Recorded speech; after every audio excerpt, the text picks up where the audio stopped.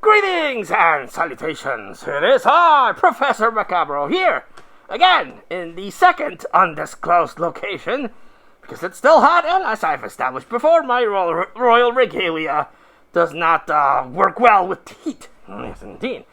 But as this is well known from here to Timbuktu, I use Friday evenings to watch some movies because it's really the only time I can. And sometimes I watch 2, sometimes I watch 3, depending on how early I can get the movies. And in this one, I only watched 2. The Silent Night, Deadly Night remake reimagining, and another dive into the Tubi rabbit hole from the production studio By the Horns TV and directed by Paul Dale. Yes, indeed. If you've been following my channel recently, you've seen that I've actually gone through the rabbit hole and started watching a whole lot of their movies. Apparently out of order, because I started with Killer Kites, to which the rest of my knowledge was the most recent one, and then I went back through Sewer Gators, because it was referenced in that one. Then I went to Margaritaville, because it was recommended by Tubi, and now I come across Silent but Deadly, which was actually recommended by the Horns TV. Yes, indeed. They PM me, and I was like, I've never heard of this movie. I'm recent newcomer to your production studio, but I will watch it. And I watched it, and yes, indeed. What would be a movie? What is a movie called Silent but Deadly about? You might think, well, it's either about killer farts, because they are silent or deadly, especially, well, not unless you go to Taco Bell, then they are not silent, they are deadly and very loud. Yes, indeed, Taco Bell. Yes, indeed, the taco shits. But no, this is about a killer mime. Yes, and it's the mime thing that are very weird. And a lot of people, much like with clowns, don't like mimes. At least clowns are some clowns talk and some clowns do stuff. The mimes, for the most part, just are like,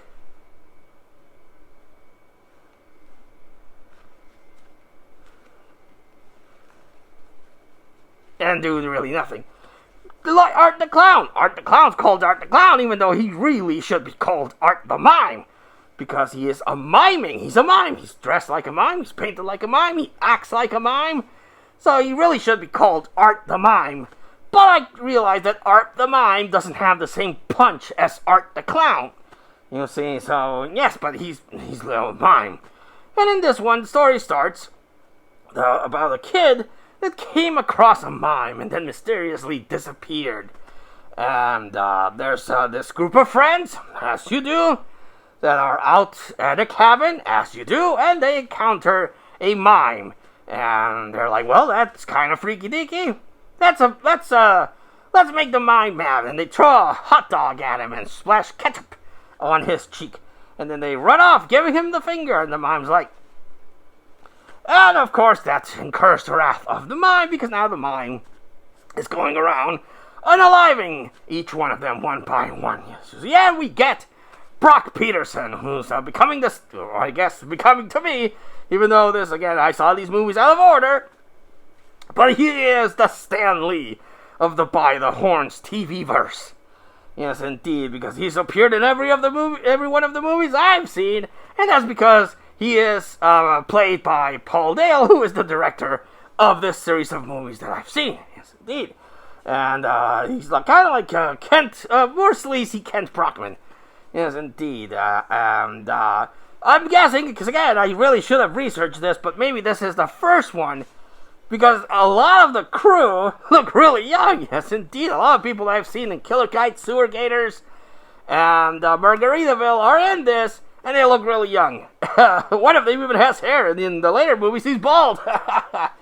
So I'm guessing this might be the first one. And this one, the production quality, you can see, it's actually been very interesting to see these in reverse, because you go from really good quality to really surprisingly really, really good quality for Murderitaville to this one, which looks like an independent movie. Doesn't look shitty, I'm not saying that, but it does look like this is a movie that a group of friends got together and did and filmed with a camera.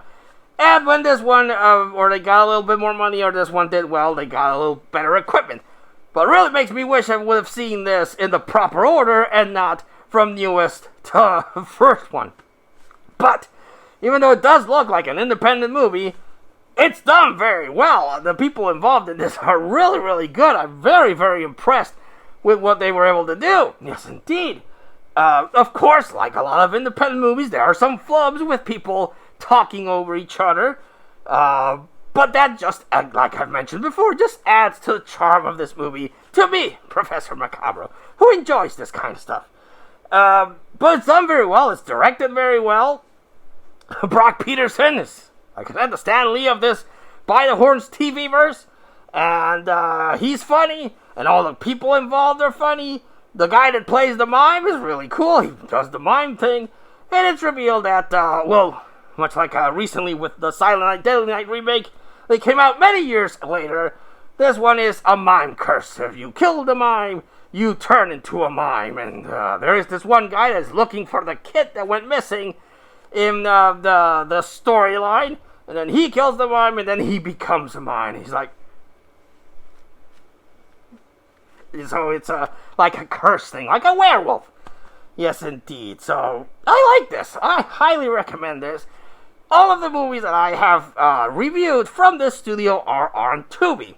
I do want to see if there's a way to get this on DVD, either one of them, and add them to my collection, because I do like, whenever I come across a movie that I do enjoy, I do very much like to add it to the collection. I would like to get a lot of, whatever movies I can get from this studio, as well as any of the movies that Newt Wallen was involved, because I don't have any of his movies, and I really do wish I did. Yes, indeed. But I recommend it again. Much like with the other previous movies, it's an hour and ishes long, so it doesn't drag. There's a lot of independent movies that I've seen that drag and drag and drag, and they showcase a person, making a cup of coffee for 20 minutes just to extend their runtime. This one doesn't drag. The jokes are good. I really, really like the jokes in this one. Something I really must emphasize is that the humor in this series of movies that I've watched tickle my funny bone. Yes, indeed. I very much enjoyed and laughed at the jokes that these movies have had. But this one, Silent but Deadly, seems to have a little more kick to it. Yes, indeed. So, if you know me and know the kind of humor that I like, you will also enjoy this. And again, it's on Tubi, it's free, it's not going to cost you anything, but once I find, if they do sell the DVDs somewhere, I will share the link to my social media so you can support these people, and maybe they'll make a new one soon, which I'll be able to watch and enjoy. But again, I do want to dive deeper into the rabbit hole and see what other movie that they made I can find.